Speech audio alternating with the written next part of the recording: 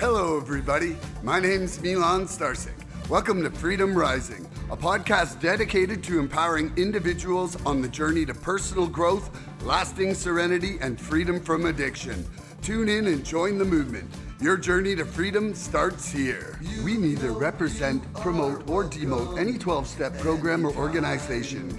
We are merely souls on the path of recovery with the desire to expand our lives and experiences and share them with you. Hello, everybody. What up? Welcome to the 161st Recovery Freedom Rising podcast. I'm Milan Starcic with co-host Andrew Norman and Julia L. from the UK. So, Julia, I'd like to welcome you here today and thank you for coming on the show with us. It's amazing. My first time meeting you, and you and Andrew, I guess, know each other from meetings. But could you tell us a little bit about yourself? Yeah, my name's Julia. I'm 48. I'm from the UK. My clean time is 2 years, 1 month and something days. My clean date is the 22nd of June, 2023. I've been in recovery a lot longer, but I finally got it. It took a while, but I'm here now. My dog is trying to join in with us. Shush, Marley. Oh, we love dogs. And yeah, I'm really happy to be here. Awesome. Well, I'm so glad you're here today. You're 3 months and 9 days earlier than me on the clean day. Oh, okay. Yeah, so that's amazing. And I ask this question everybody the first time they're on the show. What was the pivotal moment that the program sparked a recovery fire in your heart? You know, when it went from I have to I love to. Do you know what? It was during COVID. Okay. Something in me changed and I was fed up of living the way I was living. I was fed up being tied to the chemist every day, having to go get my script. And I was just tired. And I still had friends in recovery. I hadn't done meetings for many years, but I still knew of NA and I had friends in NA. And I remember ringing my friend saying, I've got to come back to meetings. And she said, but it's COVID, there aren't any. I went, what? There are no meetings. She went, it's okay, there's a thing called Zoom. She told me all about Zoom and I got back into it. And it was different for me this time to how it was years ago. You know, I finally understood it on a spiritual and emotional level rather than just an intellectual level. Mm-hmm. Something changed in me. I don't know what. I was just ready. I was ready, you know. I love so that. Here I am. Well, Beautiful. We're certainly glad you're here, and we're glad you picked this topic today. Today's topic is the triangle of self-obsession. So, starting with you, Andrew, can you share what that means to you and why you're happy to come discuss this here today? I would love to. Julia, welcome home. Welcome home. This is going to be fun. I just got to give you a quick rundown. You know, meeting makers make it, Milan. And this lady and I, we make a lot of meetings. You know, she's clear across the world, and I'm very, very close to this lady. And thank you for being here, Julia. This is very special. You're an amazing person. And so being able to have some time and you coming on here with us is very, very special. So thank you. And this is a good topic. This is a really, really good topic. When I see this topic come up in meetings, I see people really run from this topic, right? It's like one of those things where, like, I dare you to talk about the triangle of self-obsession, right? Because as we read into our literature a little bit, like, self-obsession is at the core of our disease, right? And everything else kind of goes out the window when it doesn't revolve around something that has to do with us, right? So the self-centered thinking and the negative emotions that kind of hinder our process to stay clean, right? Like, we're trying to recover. This is a commitment that we made to ourselves. And so it's those negative emotions that'll come in and just, you know, just kind of break us down to the point where we get so off track that maybe going back to using is a better idea. But what it is it highlights 3 key emotions that feed into that self-centeredness. And that self-absorption, the isolation. You have resentment, anger, and fear, right? Resentment, holding on to the past, right? Replaying ways that people hurt me. You know, the resentments can come out in a lot of different ways. We carry those heavy boulders around. Those resentments that we carry in that backpack can get real, real heavy, Miss Julia. We carry those, and a lot of times unloading those resentments is almost even tougher than getting them in there to begin with. Mm. And so you have that. You got anger. Obviously, it's a reaction. That's our natural reaction is anger. Because when my ego is bruised, right, and I feel threatened, how am I going to react? That's how I react, especially when I'm trying to get off drugs, coming off of drugs, still on drugs, whatever it is, I'm still in that cycle. And fear is at the root of the whole thing. Fear can cripple you. Fear of losing something that I think I need. Fear of being exposed, fear of not getting something I think I deserve. That shit is at the core of that triangle. And so that creates a cycle where they each feed on each other, right? Anger feeds into resentment, feeds into the anger, which feeds into the fear, which wraps right back around to the resentment. So we can get caught in that triangle quick, but what we learn to do through this process and through this thing we're talking about here today is we go from past, those are our past emotions, and we try to change those to our current emotions, our present emotions, which we try to change resentment and try to replace that with acceptance. We try to take anger and we try to replace that with love, and then we try to take fear and replace that with faith. And that, in a nutshell, we talk about this program in general. That's what we're trying to do here. That's really what we're trying to do here. If we want to stay clean long term and make some real changes in our life and really, really understand who we are as individuals and as human beings, we have to do this. This is something that we can't shy away from. So, Miss Julia, I love you. I love, you came right out. You were like triangle of self obsession, and I went, ooh, okay, It's my favorite bit of that's my girl. literature. That's my girl right there. So, so that's my kind of just overall. We have a lot of questions. We'll pass it around, and it'll be really, really cool and organic. So I'm just gonna pass that to you, Miss Julia, to see what your overall view on this is.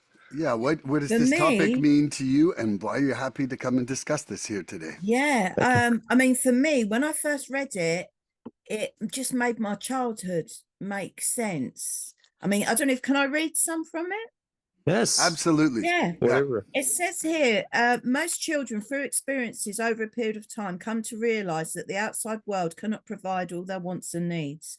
They begin to supplement what was given to them with their own efforts. As their dependency on people, places, and things decreases, they begin to look to themselves more and more. They become more self-sufficient and learn that happiness and contentment come from within. Most continue to mature. They recognize and accept their strengths, weaknesses, and limitations. At some point, they usually seek the help of a higher power greater than themselves to provide the things they cannot provide for themselves. For most people, growing up is a natural process. I mean, I could go on, but for me, growing up wasn't a natural process. My childhood was great. My parents are still married. I went on holiday. I went to school. I wasn't abused. I had clean clothes. But something what didn't sit right. And it's when I read this, I realized, I never matured like my peers did. I always looked outside for something to fix me rather than rely on myself and the inward stuff. And it just the penny dropped. It just made sense. My childhood made sense because you hear all these stories in recovery. Well, I was abused and this happened and that happened, all these horrible stories. I think, well, that wasn't me. Why am I the way I am?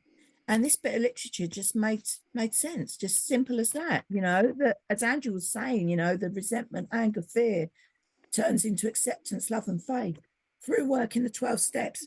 Excuse me. No, through working the 12 steps, we're able to turn those negatives into positives.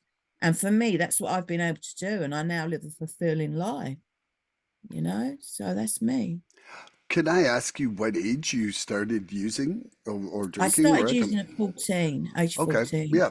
Okay. But my Awesome. behaviors were way out of whack before Yep. then. Yeah. My No, dad used to take us I to just the wanted to library calibrate just to know, so I got to know you a little bit better. Yeah, Right? yeah, I was Okay. 14. I mean, but my dad used to take us to the library every weekend, and Mhm. I would live in whatever book I was reading. I Mhm. would live that fantasy in all Mhm. areas of my life, So there Yep. was my More. behaviors were not Mhm. quite right. Mm-hmm. I Yeah. love that. Okay, I love so that. the triangle of self-obsession, man, resentment, anger, and fear. Like for me, what I'm coming to see inside this program is really it's about living presently. And the only way to live presently is with that conscious contact with your higher power, and that connection. But if I am resenting, I am in living in the past. Whoops. Sorry about that. I thought I had everything off here. Um, I thought I was, I'm living in the past. If I'm angry, I'm not here in the present in that conscious contact because I'm living inside that anger. And if I'm fearing, I'm now living in the future. Like Mm. all three of those things take me away from that conscious contact with my higher power. And then when you talk about what you just read there, Julia, about, in that developmental stage coming to rely on a higher power, like my development before drugs and alcohol was pushing that away. Like I Yeah. had started with Catholicism, greatly rejected it, ended up, my last event with the church was my robe on fire and me getting kicked out from being an altar boy. Like, literally burned from the church. Being called the devil, you were called the devil, I weren't was you, at called the some point? devil. Yeah, I had the devil calling. Yeah. So, but my development stopped there. It absolutely was a developmental uh, shortcoming on my part because I had cut it off with my temporary solution of alcohol and drugs. Anything was better than seeing that all of this is me inside, like before I hit the tools of this program and really dove deep, I had no clue how self-centered and self-obsessed I was being. And it's one of the things that like I talk about with my sponsees all the time. I'm like, you need to get into more service. Oh, I'm not ready for more service. And I'm like, no, the service is what's going to get you ready. Mm. Like it literally, we're stuck on the, oh, you're offending me. Like that self-obsession is just keeping us from getting better on so many different fronts.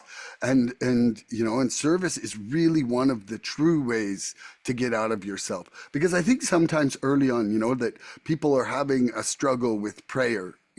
Prayer and meditation, they're like rarely a brand new newcomer comes to me and says, I'm real strong in prayer and meditation. I do it all day long. Like Hmm. most people don't I think even know how most to people start. pray, but not many people meditate. But Yes, I also think me. most people pray selfishly. Mm. Like save True. me, like Yeah.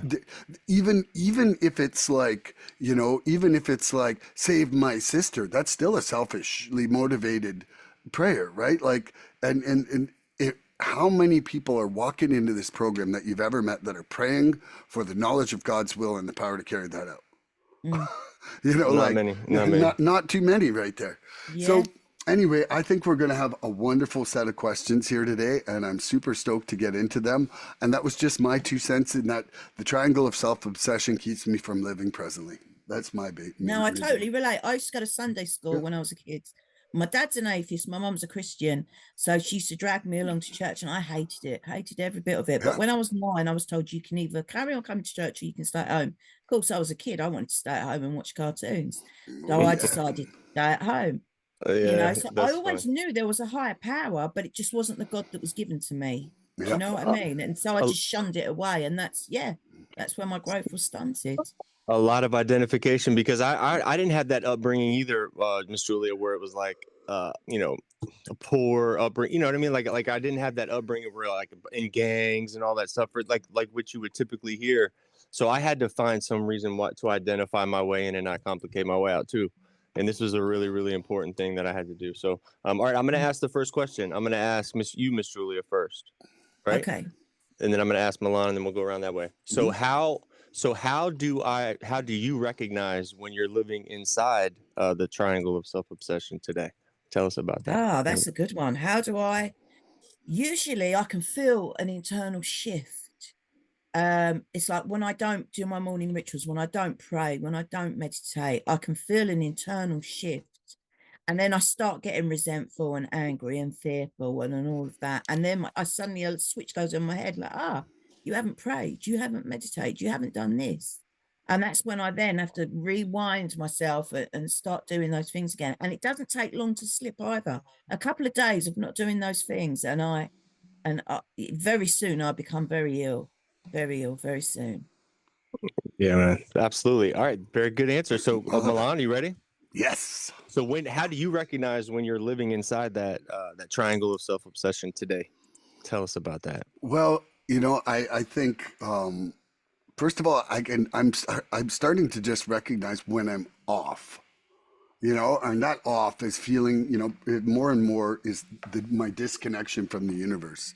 Like I know I'm like, who is this jerk face that's hanging out here? Like I literally Jerk am face like, Milan. I'm like, I want to leave the room from this guy, but that guy's me, you know, and I can see it happening, it literally, getting rid of anger is one of the things that is part of my two-way prayer all the time, and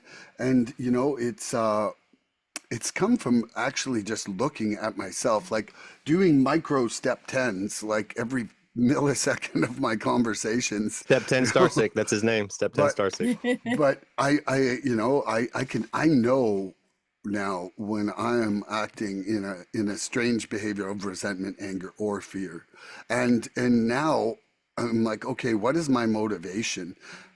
And then I'll talk about it, I'm sure, with another question later. But I had a really profound moment yesterday where it was just like, who cares exactly what my part is? Just how do I fix this when consulting my higher power? I think I'll leave that one there. I love that. Great Beautiful. question. Beautiful. Great one to All start right. off. So I will answer this question, but I'll ask it first. How do I recognize when I'm living inside the triangle of self-obsession today? All right. So for me, it's really a slow roll in, but I have warning signs now. When I start getting restless, when I start getting irritable about the small shit that really doesn't matter, that stuff that really doesn't uh, make a big impact on my day or anything that I have going on, really. And then I start getting irritable, and I start channeling my efforts towards those negative emotions wrapped around it, like when I shouldn't even be really dealing with it at all. I'll obsess over something that, like, if I feel like I was treated unfairly, somebody did something, like, I mean, we're dealing with stuff right now, Miss Julia. Like people do things in a public setting, and I feel like it's maybe like personal. And I'm not saying that's certain, like this specific situation, but you could take it as a personal thing or whatever. And then we have really, me. I'll keep it on me. I have to check my motives. I have to check where I'm coming from, where those feelings are coming from, because those little feelings of angst and unease at the beginning can turn into anger quick, right? That's where, and a lot of times I used to not have that filter. It would just go straight from the action to anger. Now I can kind of filter that down to the point where, like, before it hits anger, I could try to process it a little bit. I hope that makes a little bit of sense to you. Like before it gets to that thing where I'm pissed off about it, I'll try to revisit it from the beginning of the situation and try to play it through, try to play the tape out. um I used to just explode outwardly, and then I'm trying to reel back from my actions after I've acted unaccordingly, right? And that's not the way, sometimes it happens, but that's not the norm for me anymore. Grateful for that, right? But what, and this, I hit on this at the beginning, but like fear is the ultimate thing here. um Fear is at the core of this entire thing. It's always underneath of everything, right? Because I'm fearful of something. I don't want to act on something because I'm fearful of a reaction on the back end from somebody else. There's always something in every situation that I'm fearful of if I'm not gonna go into it. But see, fear can help you too, right? Like there's a healthy fear in there that can get you out of situations that you might, right. There's a way to channel that fear to understand that it's coming from maybe your higher power, and he's warning you that you don't need to go into a certain area or do a certain thing that you're thinking about.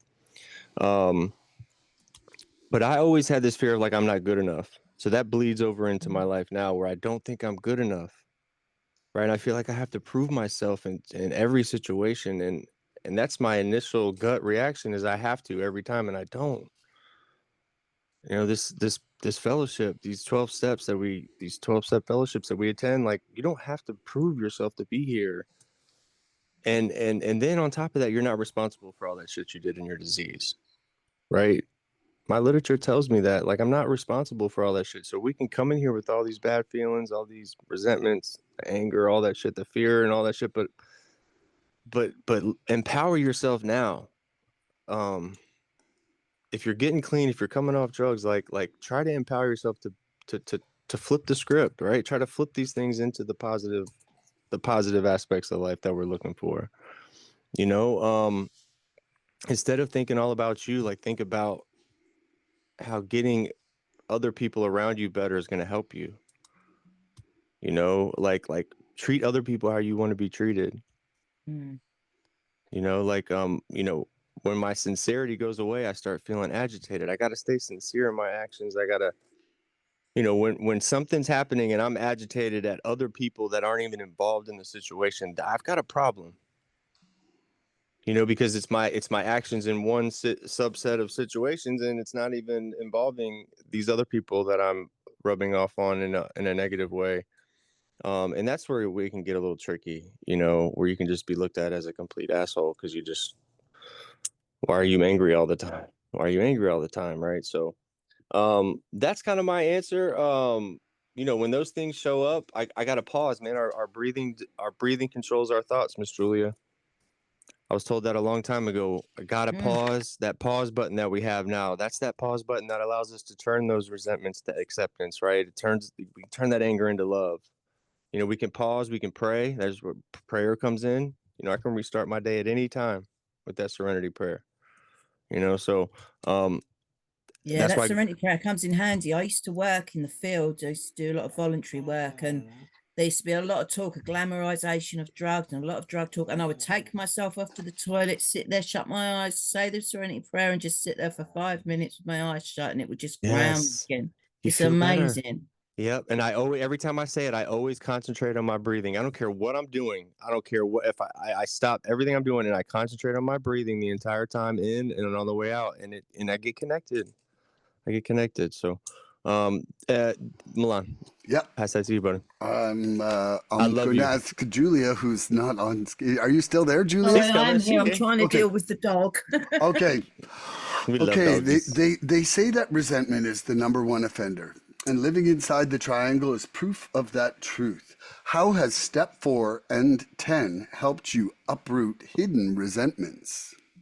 Okay, that's a good one. Nice. For my resentment list wasn't that long. I realized I always thought I was the type of person that held a grudge and wouldn't let things go. But I actually found out I'm not that person. I do actually let things go and I don't hold on to resentment. It can feel like it in the moment, but over time I don't hold on to it, I don't cling to it. And step 10, I love my step 10. I do it every night. I don't know if you can see, but I've got various pads up there. And I always add a bit of gratitude at the end as well. I know it's such a simple thing, gratitude list. So I always add 3 things that I'm grateful for. But yeah, for me, step 4 and step 10 really help with getting out of resentment and feeling angry and fearful, because it just takes you back to keeping it in the day. My step 10 especially, because I love doing it overnight time. When I've done my day, I can see what I've done. Have I wronged anyone? Have I hurt anyone? Have I got amends to make? And I'm getting a lot better at it. I never used to be very good at it. I remember when I first did my step 10 at the Green and Gold for 2 weeks, I had to write and answer every 20, I think it's 29 questions. I had to do every one. I thought, I can't do my step 10 if this is what it's going to be like. I'm not a member anymore then. Yeah, I've No. had enough. But it was only for the couple of weeks I had to do it for. But I still pick a couple of those questions of a night time as well sometimes. Sorry, I've forgotten what the question was. Say it again. The question is how has step 4 and step 10 helped you uproot hidden resentments? Yeah. So I get to see what I've done if I've upset anyone or if someone's upset me. And if someone has upset me or something's happened, I can then go over it. Because usually when something happens, you feel angry, you want to hold on and you're tense. And that's what I've learned through working the steps is not to act in anger and not to say things in anger. Because once you say something, you can't take it back. But once you've had time to calm down, by the end of the day, when you're writing it out, you can see that actually it wasn't that bad. Why was I upset like that over it? You know? So yeah, step 4 and step 10 are both, especially step 10 for me is very, very important and helpful for that. I love that. Beautiful. I like that. So just to keep the order, I know it's unusual, but I'm going to ask myself, then ask you, Andrew. Yeah. Okay. Yes, sir. Okay. So they say that resentment's the number one offender, and living inside the triangle is proof of that truth. How has step 4 and step 10 helped me uproot hidden resentments? You know, I said it a million times, but before I had the tools of this program, everything was your guys' fault. Nothing was my fault. You know, like I had 500 different ways. I sealed the delusion that it wasn't my fault. And, you know, the way that this program allows, you know, and the 12 steps in general just allow for us to go deeper, to go inside and kind of get past a little bit of our conscious mind and some of our subconscious delusions to actually get to the root of stuff. So, I mean, they've not only helped me, they've been integral and, you know, the single greatest factor at allowing me to do that. And, you know, I just want to tell a little side story here. I like to do this. This is, I've been doing two-way prayer. It was officially like one full 31-day What is month. two-way Give prayer? her a quick rundown. So Gotta do it. two-way prayer is something that was practiced by the Oxford group, which was kind of like a predecessor to AA. And what it is that you start your morning, you kind of do a reading. I do the 1 Corinthians 13, the one about love. Beautiful. It's beautiful. Because essentially what you do is, you know, you take a few deep breaths, you get yourself relaxed, you have a pad of paper. I date the top of mine because I just like to be accountable for doing it every day. I start off with kind of a short gratitude list because for me, it's just that I want to open my heart that way and be thankful at the beginning of it. Then you ask a question. And so what the question can be essentially something that you're struggling with, something that you want to grow in. I started out and I had a large pile of questions, but now I've broken it down to this week. My question is, how can I love more completely? Then you do like a stream of consciousness where you just start writing out like bullet point responses as it, you know, just you take breaths and, you know, invite the universe to come help you and you start writing it out. You look at your responses, and for each one, you hold it up against the 4 absolutes of honest, pure, unselfish, and loving. And if it doesn't pass those 4 things, then it's not, you know, it's definitely not from your higher power, or it's not just even living principle. Like it's just not an action that you should take. And so when I started, you know, like my first thing I wrote out, which actually was on air with the guy doing a two-way prayer thing, but 90% of my stuff was all selfish. Like my only way to respond was, but as I've started to change and do it, like I've done it now like a month and a couple days. And so I, you know, like some of the things that I've gleaned is like I need to express gratitude in shorter intervals. Like having a gratitude list at the beginning of the day doesn't carry me gratefully through the whole day. You know, I need to listen rather than to try and be heard. Proactive prayer, Julie. It's like proactive prayer. And so what it does though is that instead of you going into your day with things that you know you're already struggling with and just trying to deal with the world as it's hammering at you, right? It's like you already kind of have like a cheat list of like, oh, this is coming up. Well, you know, why don't I step back and breathe for a second? Why don't I think of something I'm grateful in this person that I'm having this conflict with? You know, why don't I, you know, listen first? setting up solutions. why do I Almost. think it's important for you to understand me first? You know, that like getting out of the self right there. There's a Uh, website too. There's a Yeah, and website, so if and you go to Oh, twowayprayer.org, they have a couple PDFs you can download to get right okay. into it. get into Yeah, it. Yeah. and so I met somebody at the AA World Conference in Vancouver at the beginning of July who swore by it. You know, Did a had podcast with them. I Check it did a out. podcast with him, and I honestly, it is the single most recovery changing thing for me that has occurred inside, Yeah. in my 22 months. This It's last been a month month, has right? been, yeah, Yeah. it's been a solid month, full, like 33 days now or something. It's crazy. And, but anyway, yesterday, I had a conflict with a couple family members on Tuesday night. Went to bed. It was not resolved because we had kind of split ways, and they were asleep when I got back because we had guests. And anyway, long story short, I woke up sitting in resentment, sitting in anger, and I really didn't want to be like. I recognized inside myself that I felt I felt a lot of ways because I was having expectations that they should treat me a certain way. And I didn't know how to let that go. And another thing that, kind of just came up in my two-way prayer was pray for answers. Like stop forgetting that, Mm. and so yesterday's question was how can I resolve this situation with more love? And I was walking and I was just about to come back, and I would have been interacting with them right when I got back from this walk. And, and I just opened my arms to the universe and said, please give me the strength to, to have more love and compassion in my resolution with this.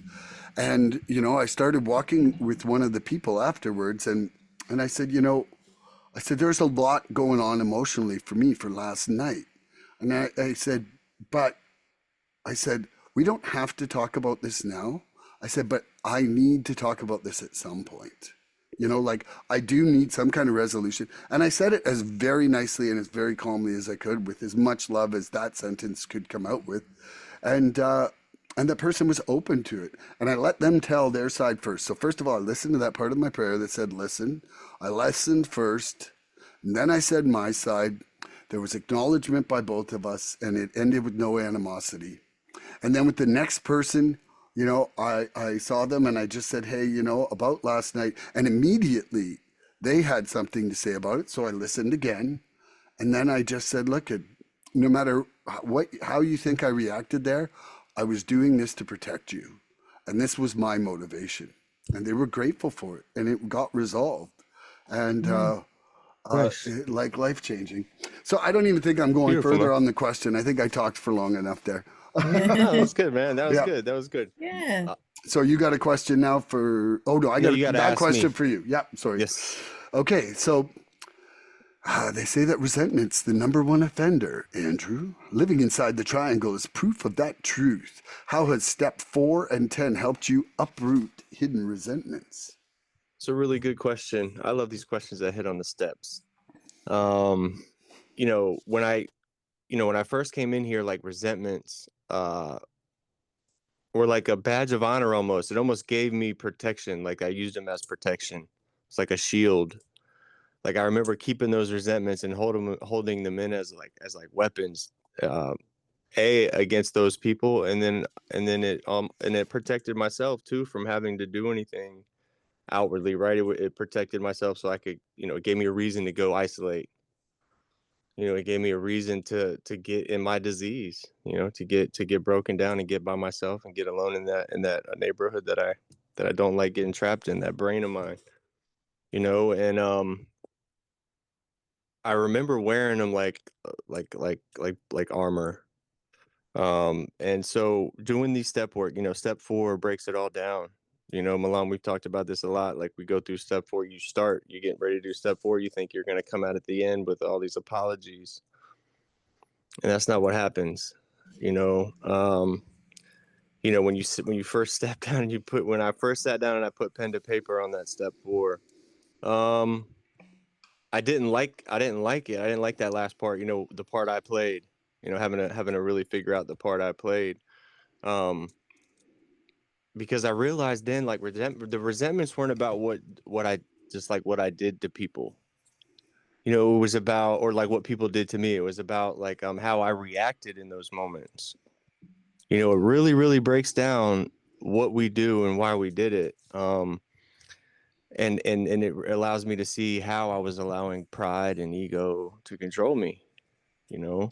Um, but being able to see those patterns, so that's what step 4 is. It allows me to see my patterns. I'm no longer just this fireball of energy and emotion, just haphazardly living my life. Like, I can see the patterns in my life that caused me to do these things. And it always came down to that fear. Like, it was always like the same things.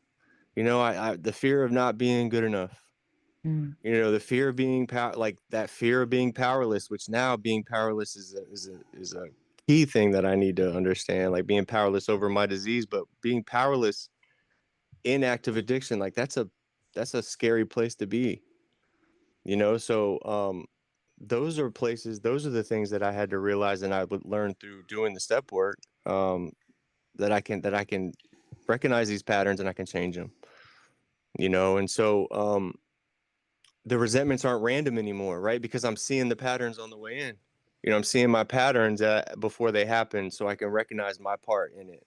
And it allows me to remove myself from the situation every time, more and more. The more and more I work on myself, and that's what's beautiful when it comes into step 10, because that's my daily inventory. I no longer have to process this big set of paperwork. You know, we talk about we call it paperwork, Miss Julia, on this podcast.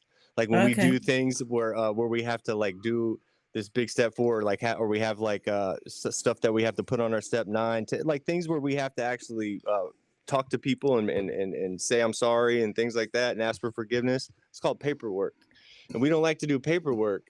Nobody likes to do paperwork, really, right? Like, in I any like when it's done. situation. I I love like when when it's it's done. Yeah. done, but you know, step 10 allows me to not have to ever get in that mode where I'm like having to sit down for hours and do paperwork, because I can step 10 it every day. That's my ace in the hole, is step 10. You know, I used to think it was like that vacuum step that would just get done by anybody who needed it, because whenever, at the end. But that's my ace in the hole, man. That's my ace in the hole. It allows me to stay right with myself every single day, and it Mm. allows me to show up that next day exactly how I want to. You know, when I'm step 10 in my day, I can either act or not act on what I'm processing, and then I can wake up the next day prepared, knowing what I need to do and who I want to show up as, you know. So that's a good question, Milan. I really, really love that question. But you know, step 10 is my daily cleaning. That's my daily cleaning. That's my like Mm. robot vacuum that's just kind of walking around cleaning the ground as we're just sitting here, right? So that's how I thought about it, man. Great question. I love you. Love you too. Love both you guys. Grateful you're here. And you got a question for Julia? I do. I do. Miss Julia, number 2. What tools does NA give you to break free from resentment? What tools does NA give me to break free from resentment? Well, I think we've just spoke about step 10, haven't we? I think for me, step 10 is the biggest tool I've got against resentment, easily. I've got my sponsor, talking to my sponsor. And usually when I talk to her about something that's happened, as I'm saying it, the power is coming out of it. And I realize it's not a big of a deal as I first thought it was. You know, there's lots of tools. Oh gosh. I think just writing, you know, I don't just do step 10 of a night time. If something happens during the day, sometimes I have to sit down and I have to write about it, like you're just saying, Mm-hmm, paperwork. mm-hmm. And then step 4, you know, I have to sit and even if it's just half a paragraph, somehow by doing the writing, it gets it out and I can see it in black and white and it takes the power out of it and that resentment goes away. So for me, pen and paper is my biggest tool. Love Beautiful. that. That's beautiful. I love that. I love that. Took my answers, Miss Julie. I'm just kidding. And I'm gonna ask you, Milan, what tools does NA give you to break free from resentment? Tell us about them. Ooh, well, I would say the tools are steps 1 to 12. like in every single sense. Like, man, I can't think of one that doesn't help me in some way with resentment. I mean, like step one opens the door for me to understand what a surrender is. Step two, starts to put my willingness into motion to connect with the universe again. Step three is like the birthplace of surrender, like where I'm not just surrendering my addiction anymore. I'm starting to surrender my will. Step 4 and 5 are showing me really what it is that I've got to start surrendering, and then step 6 and 7 are bringing some humility and faith into me to surrender that. And then looking at it with the other people, steps 8 and 9 are bringing in that self-forgiveness that allows me to let go of things that I'm not liking in myself, which then allows me to let go of those things I'm not liking in you. Step 10 keeps me sweeping that street. Step 11 keeps that connection strong and growing, because if I'm not growing, I'm dying. Like there's only one direction, and Yeah. that's progress for me. And then step 12, service, it is the ultimate thing. Service is the ultimate thing for me to get out of that triangle of self-obsession.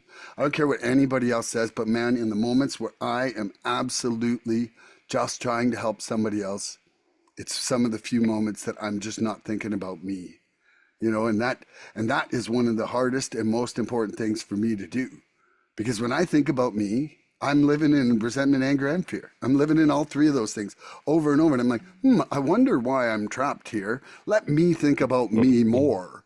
Like, how can I get out of self obsession by thinking about myself? That It's it just crazy. doesn't work. Nope. Nope. You got to get Yeah. outside yourself. That's a beautiful answer, man. I love you. Just ran Love through it. that. Step 10, Starcic. You're a beast. So what tools does NA give me to break free from resentment? Well, I have a whole new toolbox in that sense, man. Y'all hit on everything that I was gonna hit on too, but like, the writing through the pen, we see the light, Miss Julia. My sponsor says this, like we can think about it all day. We can think that, God or our higher power like hears all of our thoughts and things, and that might be true. But as soon as we put them on paper, it puts it face up for him to actually read it. It makes it tangible, for me at least. And then when it is on paper, like somebody's gonna be reading it somewhere, right? So, um, it just makes it more powerful when through the pen we see the light. Makes it a lot more powerful. So, um, the writing part, this is another thing, sharing with, the tool of sharing with other addicts, like sharing with my fellow addicts, the therapeutic value of one addict helping another is without parallel. What that means is like even my relationship with God doesn't even touch the therapeutic value I get out of us talking right here. You see what I'm saying? Like it's unparalleled. Mm. I don't even I get out of y'all more than I get from anything in my life, right? Like y'all get me out of myself. So honest sharing, honest sharing is the antidote to our disease thinking, right? Like it's our medicine. Us coming out, the quickest way out of my head is a simple conversation with another addict. I mean, it doesn't even have to be another addict. It can be my neighbor. If I'm talking with somebody about something not in my head, like I'm not thinking about the self-centered shit that I'm usually thinking about. So that's why they say it's so important that we share about everything, use about nothing. Yeah. That's why sponsorship is so important, because you have somebody that you can talk to about anything, and not feel bad about it, and know that like they've been there too, and so sharing with another addict, praying. I didn't know I didn't, praying was not for me. I was not a God guy when I got here. I'm still not like a God guy. God is my higher power. Like I know for a fact God's got me. If he didn't, I would not be here right now. But like I'm not putting that on people, but I've gotten real comfortable praying. um Prayer has changed my life. It's changed my Mm. life. um so much so that I start my day with it, I end my day with it. With my significant other, we literally, every day we wake up, we pray together, we go to sleep, we pray together. I'm praying in between the whole time, because he's talking back now, Julia. I used to pray And it felt like they were bouncing back and hitting me in the face, like they hit the ceiling and just crushed me in the face. And I'm just laying around going, what is this prayer thing people are talking about? Yeah. But when I truly was able to, stop using, you start thawing out, start getting some of that substance out of our body, and start seeing those colors again for what they really are, right? Start tasting that food for what it really tastes like again. That's when you can start. For me, that's when I was able to start having some kind of a relationship with this thing. And it's not about setting my alarm for 10 a.m. in the morning and praying at 10 a.m. every morning. That's not what it's about. For me, it started as I started cleaning out, and I would be asking myself questions, and I would start naturally getting answers to these questions in just everyday settings. When I'm asking myself for these questions that I just don't have answers to, and when they would start coming to me naturally, and then I would start acting on them, that was like my earliest form of prayer. Like it doesn't have to be this thing where we light candles and have, it doesn't have to be this thing. Like prayer can be very, very quick, easy, short, personal. You can do it anywhere. You can pray anywhere at any time. So when I realized that, it changed things for me. I could realize that we're talking about something greater than us, right? We need belief in ourselves. We need a belief in a higher power, something greater than us, and one other person, Miss Julie, and we can stay clean the rest of our life. Mm. Never have That's to all use we need. again. Never have to use again, even if we want to. They told Mm. me that too, and so I believed it. I still do.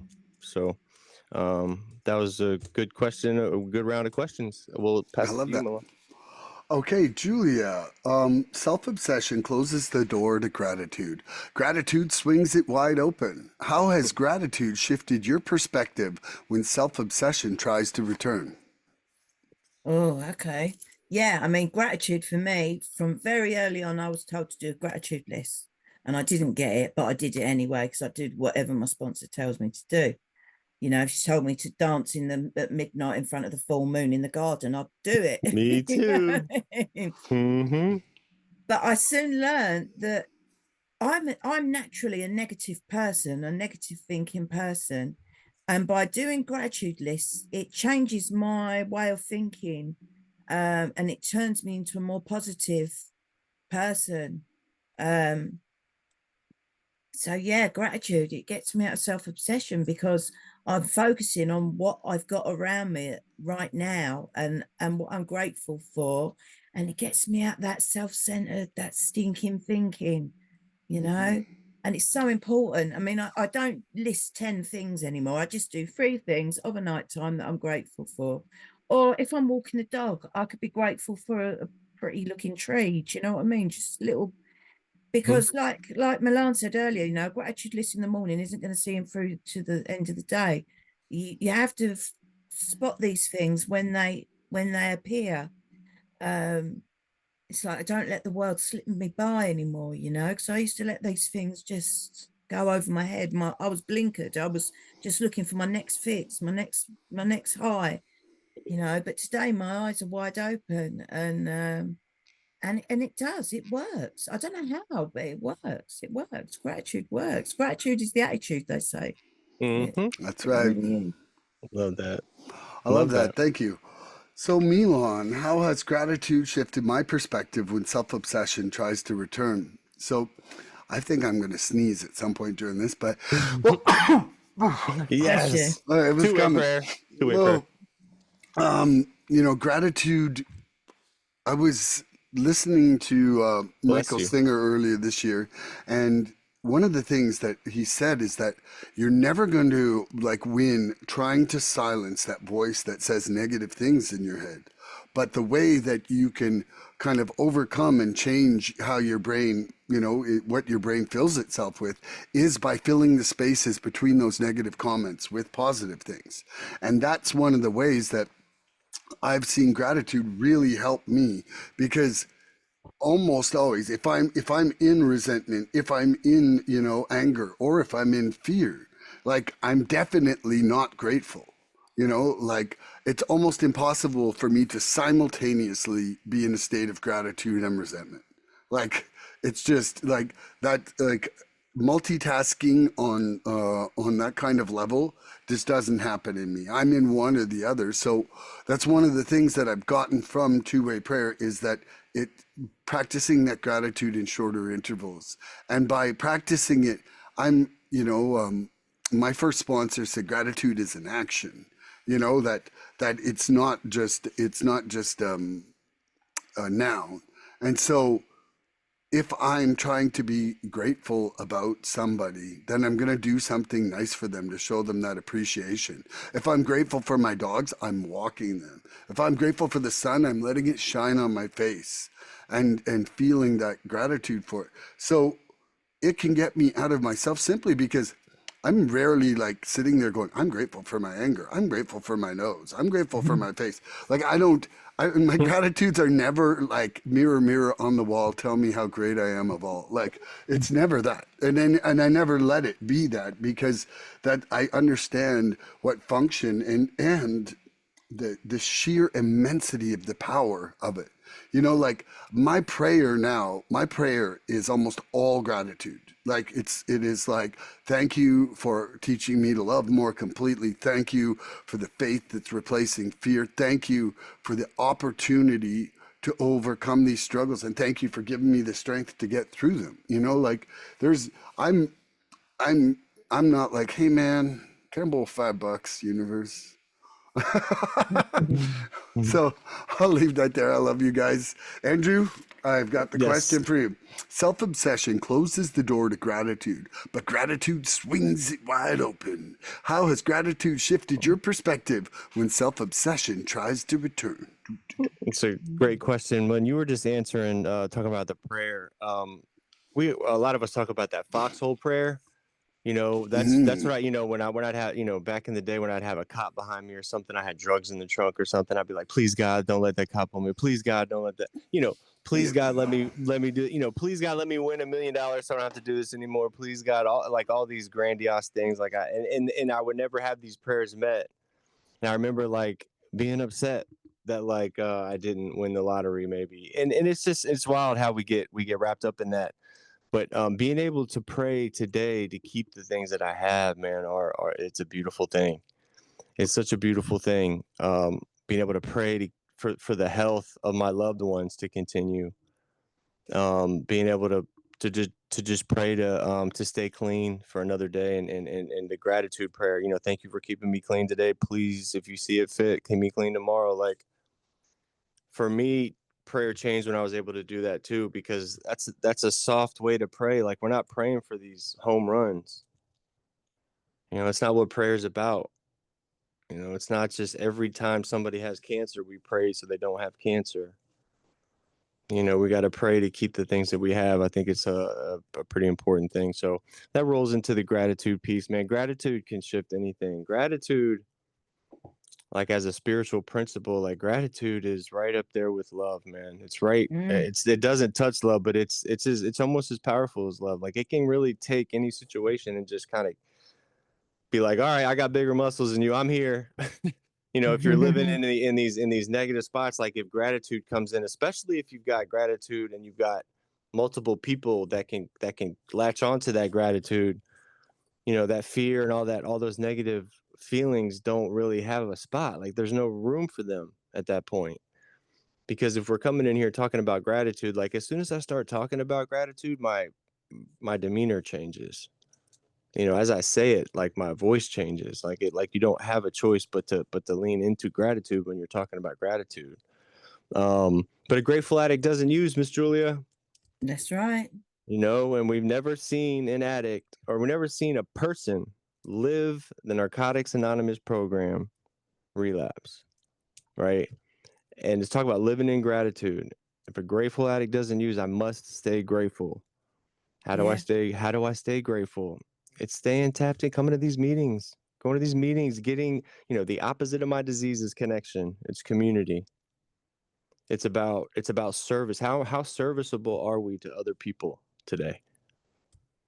And people, when you come in here, you don't, when someone says that to you, you're like, bro, I'm out. That doesn't sound like fun at all. But bro, it's getting your life back, man. We work all these steps on ourselves, and it's all about self-preservation and like fixing ourselves. And we get to step 12, guys, and we realize it has absolutely nothing to do with us. Yeah. Nothing to do with us, man. Someone said to me the other day, aren't the steps narcissistic? And I said, what do you mean? They said, well, all throughout our using, it was all about me. And now I'm doing the 12 steps and it's all about me. I said, yeah, because it's you. You're the problem. You've got to do the steps to fix yourself. It's not narcissistic, but it is about you. There's people outside of this fellowship that I've seen working questions in the step working guide just because they've been privy to this information through somebody that I know or whatever. Like it's been pretty wild. And even other fellowships that, this specifically, the one that I attend, I'll say the one that Julia and I attend, and you too, Milan, but you're bisexual. You're a bisexual individual. I might even be quadstepsual. Trisexual. Have you ever heard that, Julia? Where you bisexual or trisexual? That's my man Milan down there. But yeah, we get really in depth in the step work that we do here. One of my goals is to make a non-association affiliated set of steps for the average person to do called, I don't want to call it like the late teen steps. And so that when somebody reaches their late teens, they do this and it just clears out their shit to be an adult. I was getting ready to say, I think that there should be a 12 step should be taught in high school at some kind of 12. But this is what I want to do. I want to make a set like that. Well, I'm on board. Yeah, it would. Yeah. It absolutely would be. It would be, man. Because it's just, I don't know why it's not. I think it's a travesty that it's not. So gratitude. I'm always gonna choose chaos all the time as an addict, Miss Julia. I don't understand what peace is, and so gratitude allows me to remain and to harbor some peace, right? Like if I can be grateful where I'm going, I can remain at peace knowing I'm doing the right things. Because look, time is everything, Miss Julia. We don't get time back. Like time is the only currency we spend without knowing that ending balance. We throw that time out there like we know what the ending balance is, and we could not be here tomorrow, right? We got to live in gratitude. We have to live for the present moment. Got to stay connected. And conscious contact is about staying present in that moment. Because if we're caught in that, shit that happened yesterday and shit might happen tomorrow, like we're done. What are we doing? Yeah. You got one foot in yesterday, one in tomorrow. You're pissing all over today. Yeah. So got to stay present. Gratitude is kind of the key component to keep me present. Because if I'm grateful, like for the moment, I have no choice but to be present. So that's great right. question. Nice. Yeah. Love you guys, man. Okay, you've got to ask Julia a question now. I do. Okay. Are you ready, Miss Julia? I'm ready. All right. So this question is, how has anger shown up in your recovery and how do you deal with it now? Well, between you and me, my doctor has me on mood stabilizers. Basically, 4 years ago, I had a psychotic breakdown. I don't even remember much of it. I was getting clean. I'd gotten clean, but it was in the aftermath where the chemicals were so unbalanced in my brain. I was totally flipped. Don't remember much of it, but they put me on these mood stabilizers. And after 3 days, I said to them, "You've got to take me off them." And they said, "Why?" I said, "I don't feel angry anymore." And I didn't realize just how angry I was. I mean, they laughed at me like you're laughing now, there was a burning rage inside of me, that was just gone. And I was left with nothing. Of course, there was nothing there. So I take these mood stabilizers. I'm not ashamed to admit that, otherwise I wouldn't be saying it now. Yeah, come on now. So that helps with the anger, because I'm an angry person. I hold on to things, and I but working the steps gives me a release, and like we say, the writing, it's all in the writing. My inventory, my phone calls to my sponsor, my conversations with my fellows, it all keeps me from hanging on to anger and resentment and living a happy life, a balanced life. Balance. Yeah, man. That's beautiful, Miss Julia. You ready, Milan? I'm the readiest. So, and this should be a good answer. How has anger shown up in your recovery, and how do you deal with it now, young man? Tell us about Okay, it. one more time. One more time. How has anger shown up in your recovery, and how do you deal with it now? Ooh. Wow. Okay, here's a story about a guy named Milan. Yes. No, but anger. I feel like sometimes I'm repeating myself on the podcast, but just for anybody who's just tuning in for this one, anger is one of my prime resentments that I've struggled with. I felt like I really got to a point where I kind of plateaued, was really trying to tackle this defect myself and wasn't surrendering it. And so it was really kind of like this stalemate of like, I don't like you. I don't want to do you. Oh shit, I'm doing you again.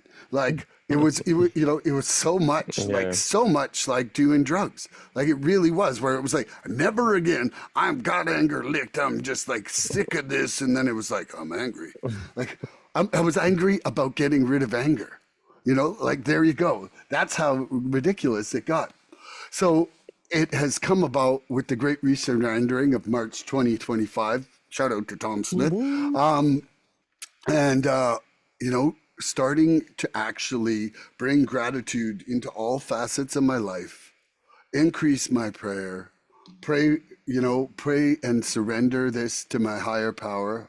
And then also now it's also implemented into my two-way prayer questions, but what I've realized is that love isn't angry. And so if love's not angry, then I don't need to get rid of anger. I just need to love more completely. And so that's why I I have to surrender to the fact that Andrew was right in all this time about love. And the Yes. reason being is that I I now knew it. see that the spiritual principle of love encompasses all other spiritual principles. You heard it Every here, guys. single one. You heard it here, but you know what? This is one of the things that I'm happy to be wrong about, because I would rather be right together than forever ignorant. Big And facts.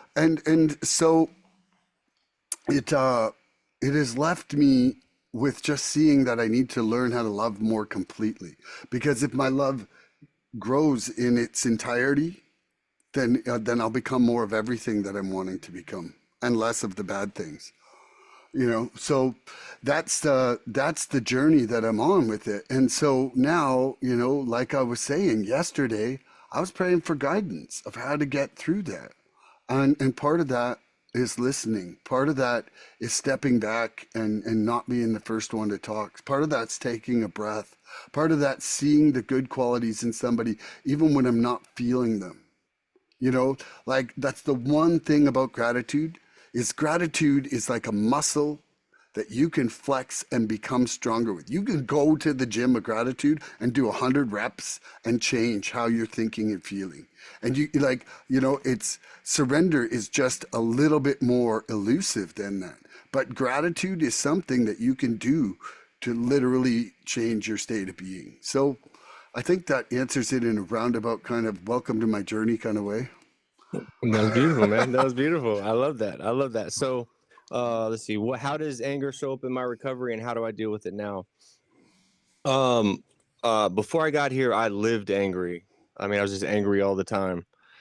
Yeah, I might have felt good when I was high up or, on drugs or whatever, and you get those good feelings. But I was an angry dude. I was just a very, very angry individual. Um, it was my shield almost. It shielded me from the outside world. Um, but now, I thought that, and this is the funny thing. I thought like when I got off drugs, the anger would just go away. Like I thought like it was just gonna go away, but that's obviously not the case. When I got off drugs and I started getting angry, it became more noticeable because I wasn't on drugs. I could actually see what I was doing, how I was acting, and I didn't like it. I didn't like it. Um, because it hurt my relationships. It just really didn't do anybody any good. It didn't help me grow or get better at all.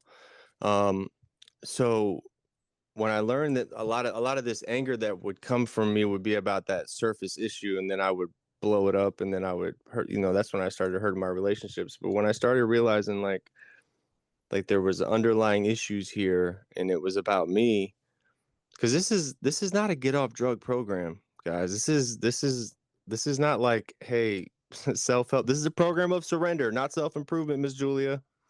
Remember Mm-hmm. that. Like this is not a self help program. We don't have like life coaches in here or anything like that. This is a program of surrender and not self improvement. But like all that other stuff comes, like the anger and the bitterness and all that stuff, man. Like if you come in here and you throw yourself into service, you get a little uncomfortable, you start getting relationships, like don't take yourself so seriously. That's what it all comes down to. Like we can take everything so fucking serious all the time. Like everything is like, like the end of the world. It's not like I can't go on if it does, it's not my way. A lot of times if you just let it go for a little while and you go to the next day, sometimes you don't even think about that shit anymore. Like the next day you'll wake up and you'll be like, that wasn't even a big deal at all. Yeah, what And was that all about? what was that all about? Mhm. It's almost like, did I drink last night? Like, what the hell was going on? I've actually woke up before and been like, not that like worried that I did. I just went, my actions and my thought process and me waking up this morning resembles me in active addiction. Like I was in addict behavior. I was using addict behavior. But it's cool because I can notice that shit now and I can go like, I don't like that feeling. I don't like to be there. And it helps me fix myself without having to get to the ultimate fix, right? Which is like a DOC or hurting somebody or myself. I think that answers the question. I'm not sure. That's what the fun thing about I this, don't Miss know if Julia, is either it of doesn't us even did, but matter. it It was a There's doesn't no right journey. or matter. wrong answers, is there? That's what it's all about. Yeah. There is no answer. So It's about whatever the question inspires inside you to share. Yeah. that's That's it. the That's journey it. we go on. That's Okay, it. Julie, I got a question for you. Okay. Anger creates separation, but love builds unity. How do you consciously choose love over anger in recovery relationships? Oh, that's a good one. Okay. I think it just comes naturally now to that connection, to be around people, because I know my addict wants me isolated and alone, and uh, uh, uh, I don't know what that has to do with anger, but we'll get there in a minute, I suppose. But yeah, it just comes naturally now to want to be connected and around people. Well, I'm struggling to answer this one. Tell me the question again. Okay, how do you consciously choose love over anger in recovery relationships? And Because recovery is love. that just means like all of the relationships you have now that you're in recovery. We're not Yeah, talking about. recovery is love, isn't it? Recovery is love. And Yes. I think now I'm clean and I've worked the steps and I do service and I do all the suggested things. Mm, Love, I'm not afraid of love anymore. I used to, in mm, fact, when I was using, I didn't really know what love was. Like if I was in a relationship, it was generally lust. It wasn't love, but today I have meaningful relationships with people who I love and I care about.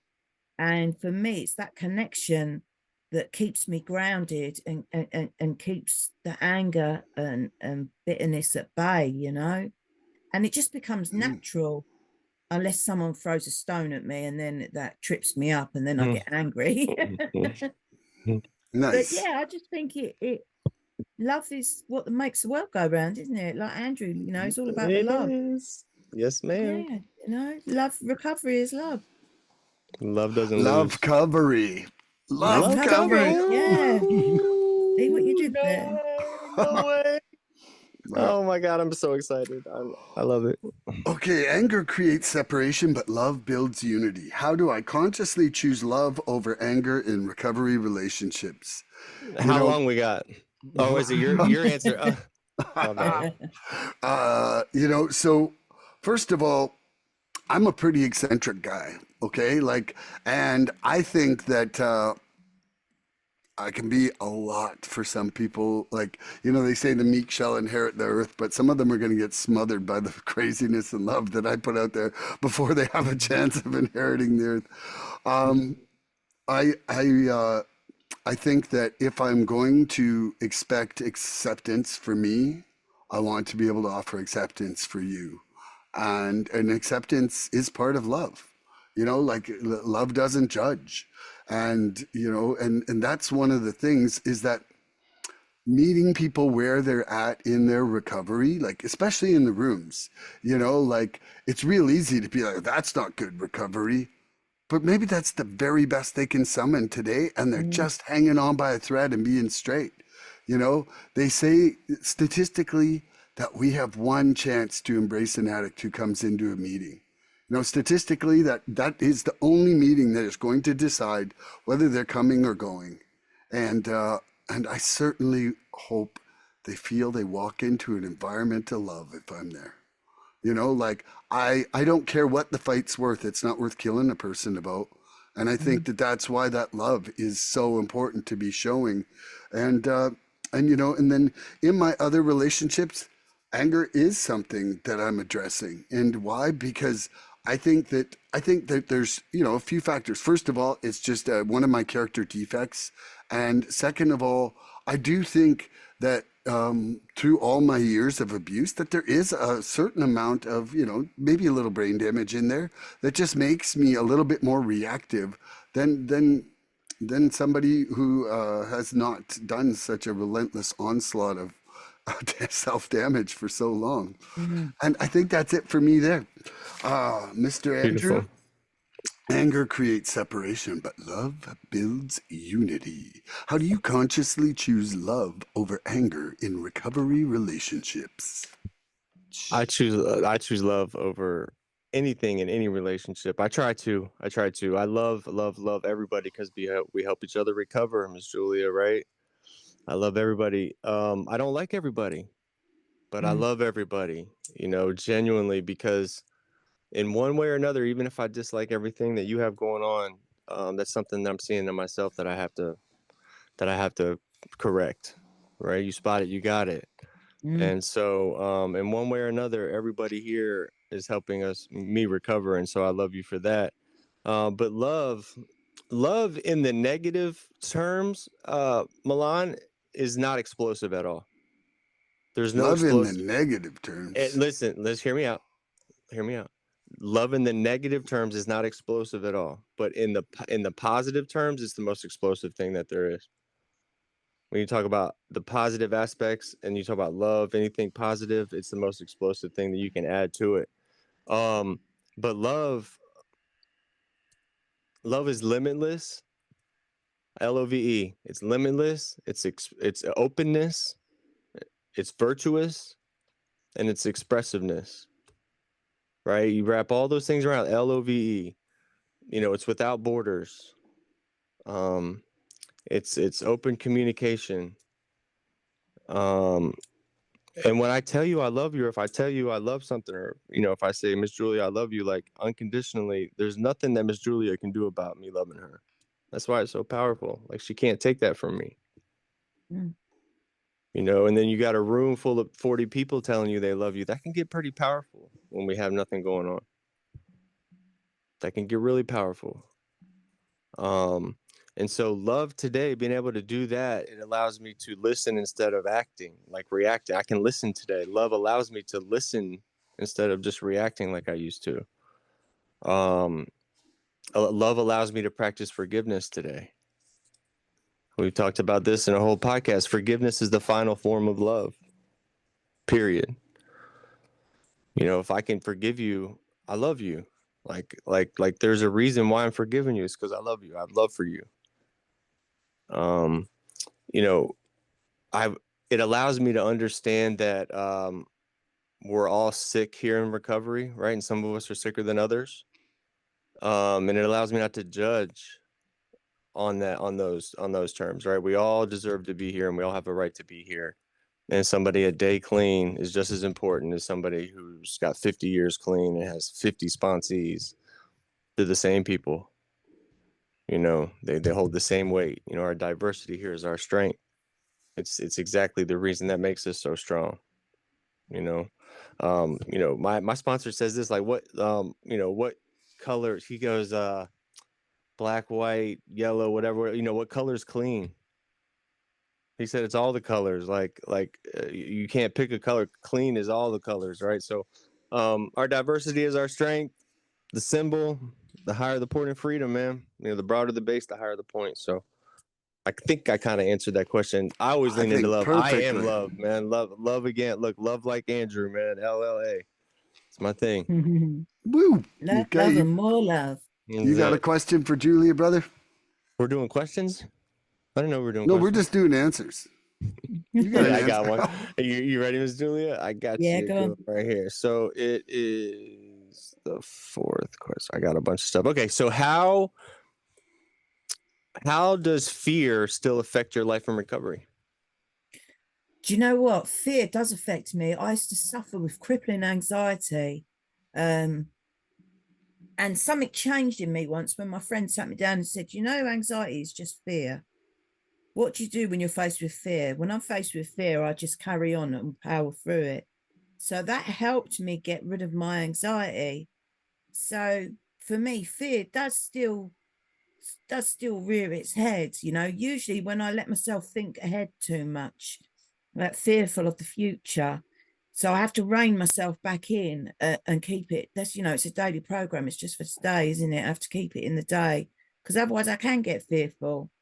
But yeah, that anxiety used to be crippling. It used to feel like someone was sat on my chest. But after 9 months of intense psychotherapy, it got me over my PTSD and my anxiety and my depression, and I haven't had any episodes of sleep paralysis or any PTSD since then. It's been amazing. And I mean, even my sponsor commented on how she said whenever we was at the convention camp out a couple of weeks ago and I was doing registration, but I was also selling raffle tickets. I was flying around doing my thing. She said, Julia, I couldn't believe how you at ease you were, because normally I'd be like, oh my God, don't want to talk to that person, I don't want to talk to this person, but I was just in the flow. And so with fear, I just fight through it, but luckily, touch wood, it's not as bad as it used to be. Early recovery was rough. It was really rough. But as I carry on through my journey, it gets easier. It gets easier. It really does. Beautiful answer, Julia. Love I that. love Love that. that. You ready, Milan? I certainly am. So how does fear still affect your life in recovery? So, before I started really re-surrendering, fear was ruling some aspects of my life on a daily basis.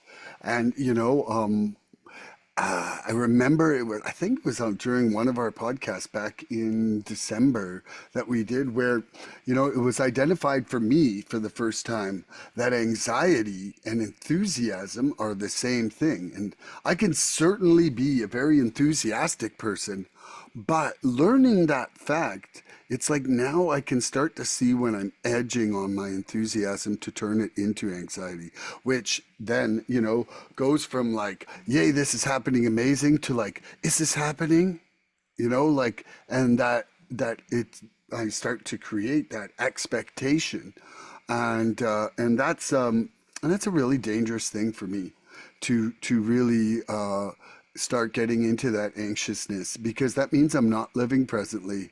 And so, one thing my sponsor said to me in the last few months is he's really trying to live closer to his higher power. He's like, the closer I am to my higher power, the simpler all things are.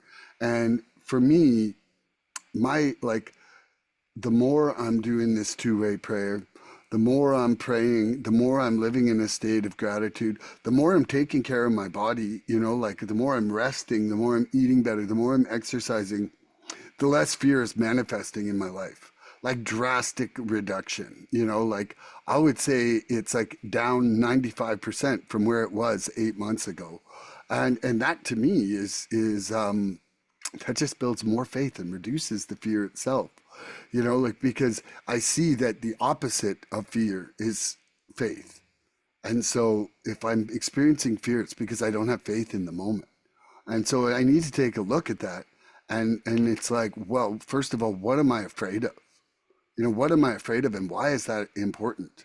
Why is that more important than my serenity? And why is that more important than my state of being? Because for me to look at that and start to understand those mechanisms is essential for me to nip stuff in the bud when it's just starting out.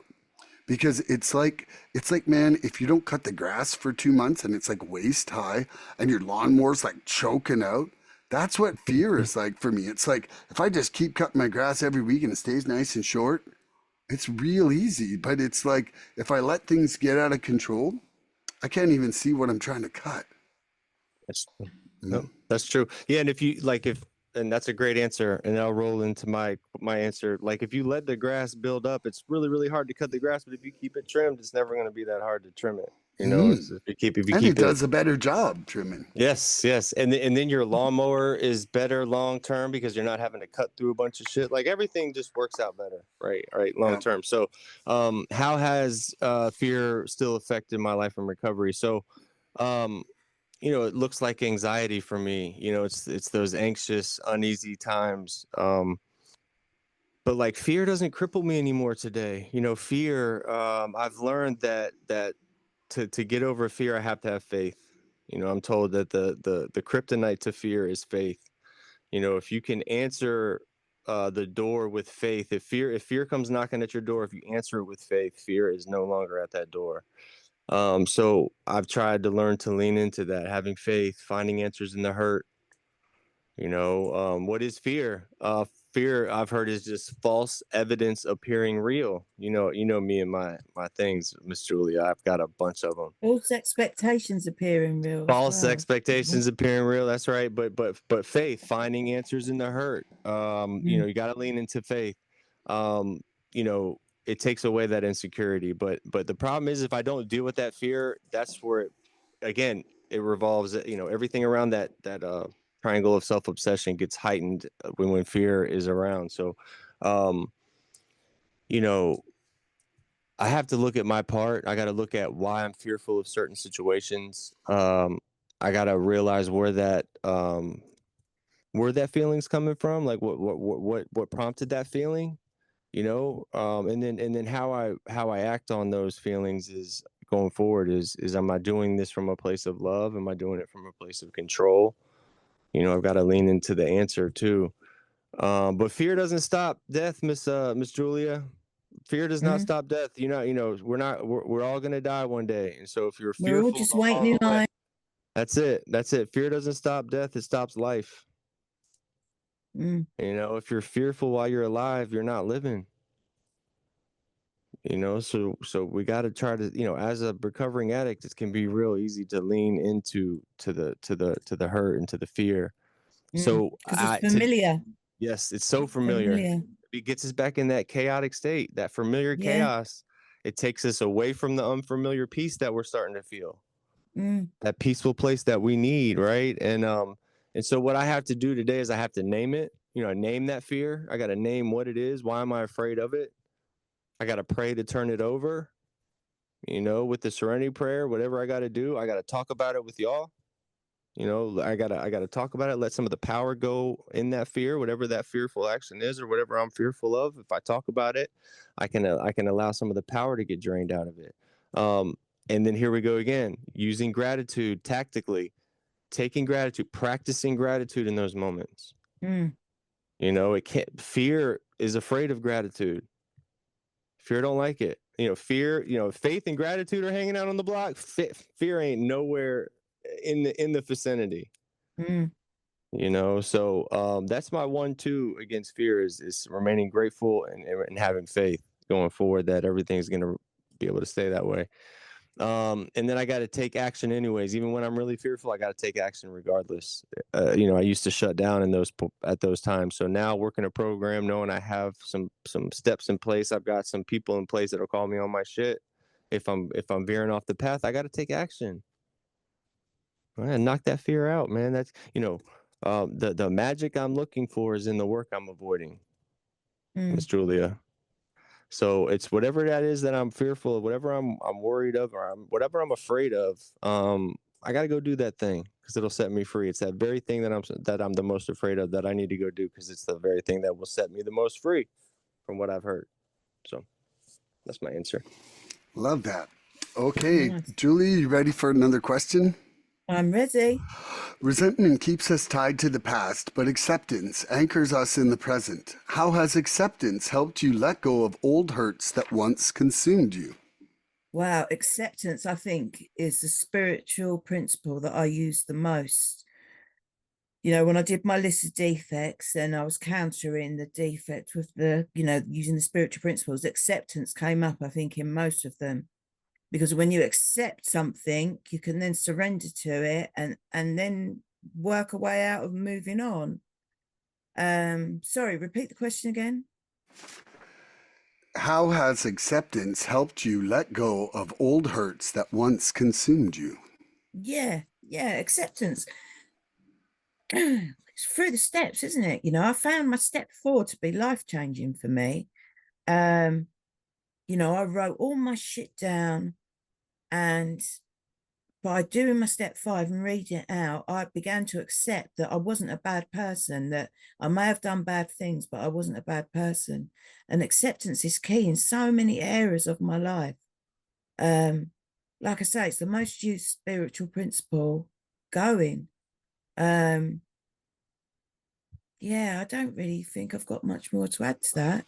But acceptance for me is what it's all about. I love that. I do a time check, Milan, because I'm just letting you know I got about 15, 20, Okay, okay, 20, no problem. 20, just letting you know, young man. Do you have 15 to 20, Julia, left time-wise? Yeah, I've got Okay. all day. Okay, so let's finish this one and we'll do like 1 or 2 lightnings. I just wanted Yeah. to tap in. I've got to speak. I got to speak in an hour too. Y'all should come. I'll send you the link. I love you. Okay, I Send me a love it. link. Okay, resentment keeps us tied. Oh, this is for me. Resentment keeps me tied to the past, but acceptance anchors me in the present. How has acceptance helped me let go of old hurts that once consumed me? I was 100% not living in a state of acceptance. That was literally the creation of all my hurts, not just old hurts, and it still is today. One of the things that I had a real issue with was intolerance and lack of acceptance of others for who they were. It was like I had resentments because you weren't acting as I was expecting it should.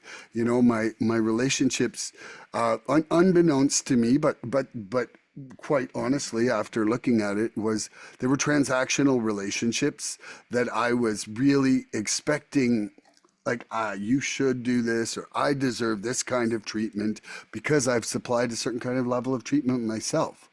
And what that did really, in retrospect, is it was really damaging to other people and to some people, self-esteem, just sense of self-worth while being around me. Because what's it like being told you're wrong all the time?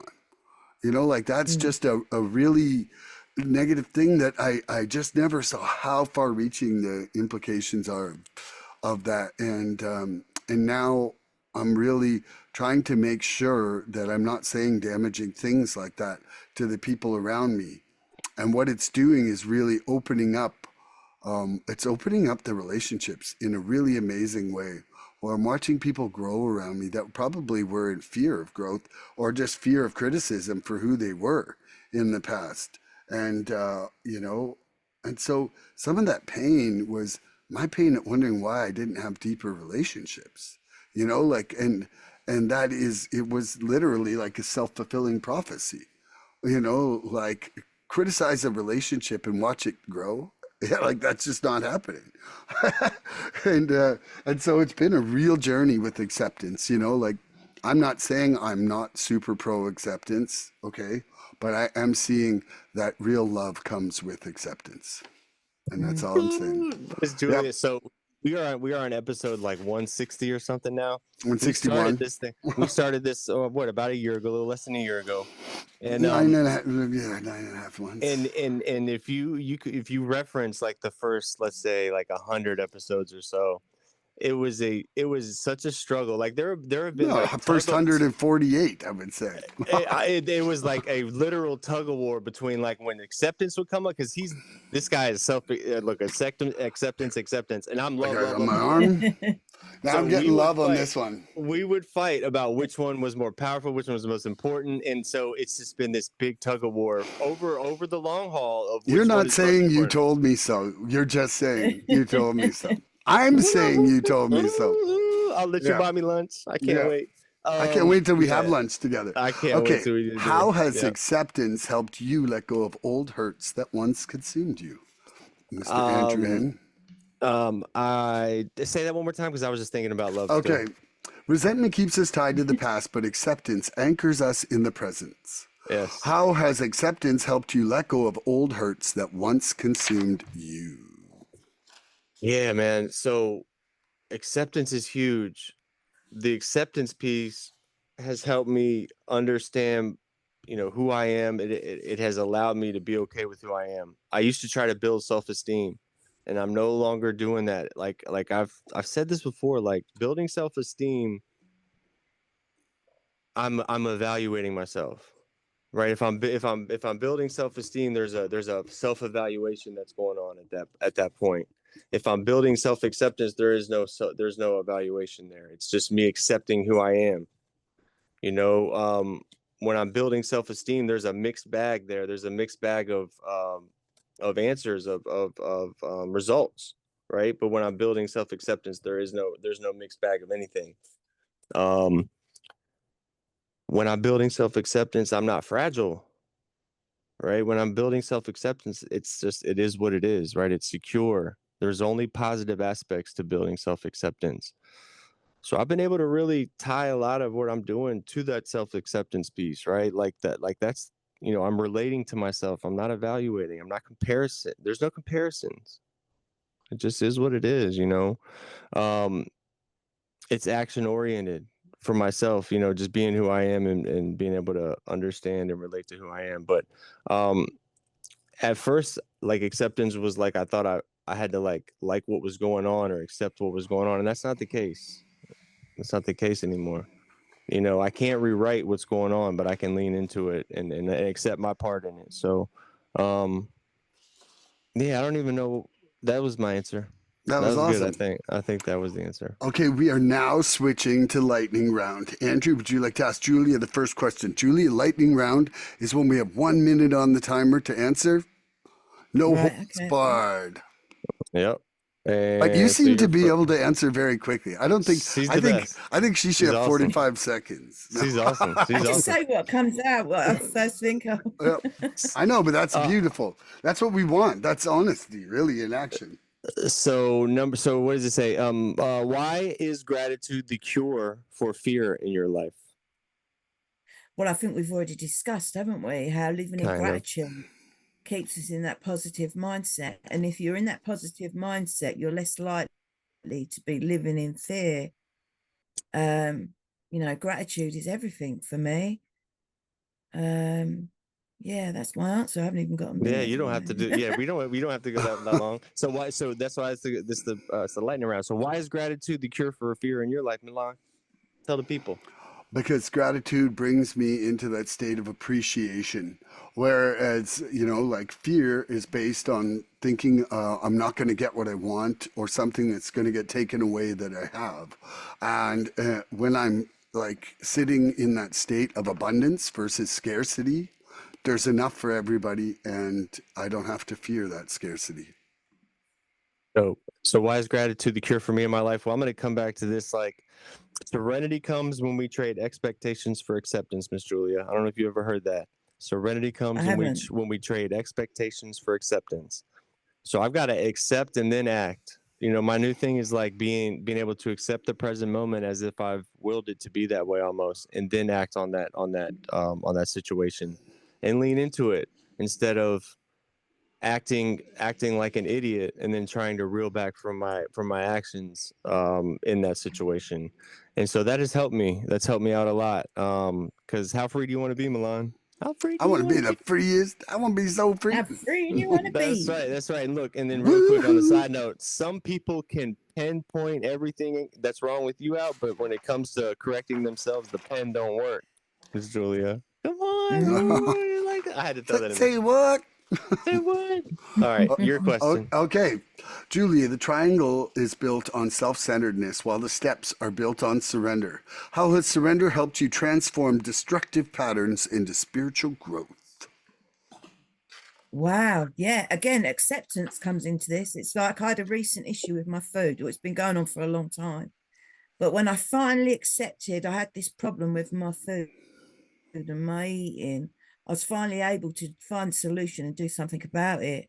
And it's taken a long time, but I've finally lost 2.5 stone, and I've done it naturally, not on Manjaro or any Zempics. Mm.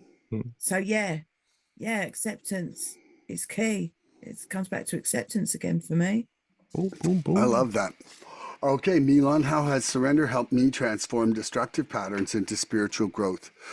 I think the biggest thing about it for me is that I'm not the one removing that defect. You know, that I'm replacing that kind of stagnant defect removing with the actual faith and surrendering that's providing relief and changes in my life that I just wasn't able to do on my own. Like the power of surrender is so much more powerful than the, you know, me kind of nagging at a defect and being ineffectual. And I think I'll leave that one there.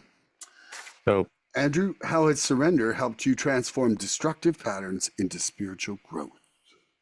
oh my God.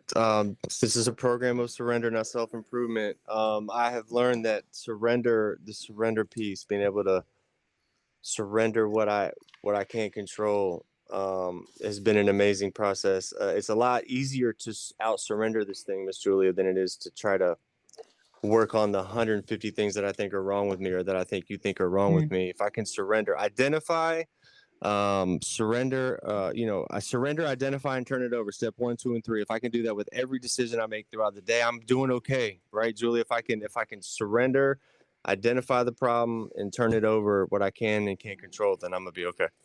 That's my answer. Yeah. I love that. Okay, do you want to ask the last question for today, Andrew? Yes, I will do that. I just lost all my questions. Yes, here we go. So what? No, I got it right here. How can I practice service to keep me out of anger and self-obsession? How can I practice service to keep myself out of anger and self-obsession? I think service doesn't just isn't just conformed to within NA, service within my community. You know, when I was doing my voluntary work, helping others, helping an old lady across the road, services in all areas of my life. It's not just confined to NA and turning up and being a GSR or taking a meeting or going into a hospital or a prison. You know, it's in all areas of my life. It's helping my family, you know, just, yeah, Yeah, that's it really. that's beautiful. That's beautiful. Milan, how do you practice service to keep you outside of anger and self-obsession today? So, one of my things involved in my two-way prayer right now is literally how can I honor and respect every moment, and how can I seek service throughout the day in every moment? You know, like if we walk into moments where we're like, how can we be helpful? We're instantly thinking outside of ourselves. And that's the key. The key is to stop just paying attention to us. You know, it's like mirror, mirror on the wall does no frickin' service at all. That's funny. That's so funny. All right. So, how can I practice service to keep myself out of anger and self obsession? It's real quick, real easy. Sponsoring. I've got a couple sponsees. Sponsoring, sharing at meetings, being honest at sharing at meetings is a form of service. And doing a simple act of kindness can change the world, Miss Julia. You never know how far your reach goes, so go out of your way to do Mm. something nice for that person today. Like go out of my way to like give that homeless dude $1. Go open that door for that lady. What it does is it allows me to practice compassion, like Mm. living with compassion. It allows me to do that, and when I do that especially when nobody's looking, Miss Julia, it allows me to make a living amends to myself every single day, all That's day, right. That's the throughout the key, day. when no one else is looking. And that's what, you do the right thing when nobody's looking, but really, especially when nobody's looking, what do you do? If somebody could like see your actions, could never hear a word that you ever say, Miss Julia, but they see your actions, they can never hear a word that comes out of your mouth. What kind of person would they say you are? Oh, hopefully a That's kind, loving person. it's a rhetorical question. It's just a good question to ask yourself as you're going throughout the day. If people really can't hear any word that I'm saying, they should only see my actions throughout the day. How would they look at me as a person? So Yeah, that's how I'd like to actions look. speak louder than words, don't Yes, they? ma'am. Yes, ma'am. Thank you for being here. Love you. Thank you for being here, Miss Julia. This has been really, Is there really anything fun. you'd like to Fun. say at the end here? Anything you'd Yeah. like to say to anybody you love? Oh, the no, really yeah, audience? enjoyed anything. myself. I was really nervous at first, but I Bro, really you enjoyed killed it. myself. Bro, come It's on. been We flew through brilliant. 2 hours almost. You were great. I loved It's it. You were fun, quick on guys. your feet. Great answers. It was This is fabulous. awesome. It was great to meet you today. Yeah, Yes. it's lovely to meet To you. This has been too. everybody beautiful. out there, I'm tune gonna in send you a next link. episode. I'm about to be More sharing. Love you. recovery Bye, guys. fun. Bye-bye, everybody. We love you. Yes. Please help us help others. If you'd like what you've seen here today, please subscribe and share this podcast and help us get to 100 followers. We're looking for interaction with our audience. So please email recoveryfreedomrising@gmail.com or contact Milan South Okanagan Starcic on Facebook with questions, topic suggestions, or just comments. We'd love to hear from you.